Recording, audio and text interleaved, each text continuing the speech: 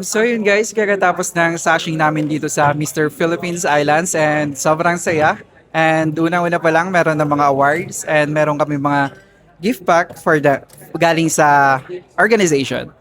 All right, Michael, congratulations for being a Thank you po. SASH. And now that you're the official candidates of the inaugural Mr.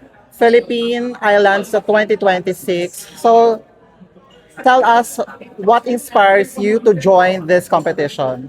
Um, Something that inspires me to join this competition is myself because I need to prove something that I can lead, to be a leader, and not only as a candidate, but yun, gusto kong magkaroon ng impact sa iba na i-inspire sila para maging masolve nila yung self nila na kaya nilang lumabas kahit na parang kaya nilang i-show up yung sarili nila. Yun lang po.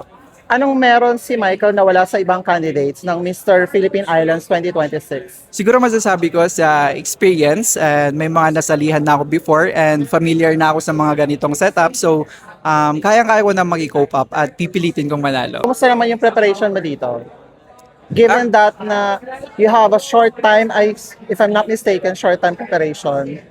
Yes po, nagkaroon lang po kami ng short-time preparation. Bali last month lang po nasabi sa akin na sasali ako dito sa Mr. Philippine Island. So, yun, nag-diet ako talaga, nag-training, and ito, andito na ako ngayon, ready na.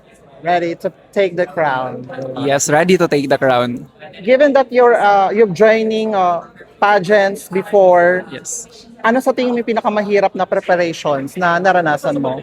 Ang pinakamahirap na preparation talaga is dun sa physique and sa mental natin. Kasi mahirap siya i-prepare kasi kailangan mong gumastos, kailangan mo ng extra effort, kailangan mo ng discipline para maabot yun at para maging ready at maging next Mr. Philippine Island.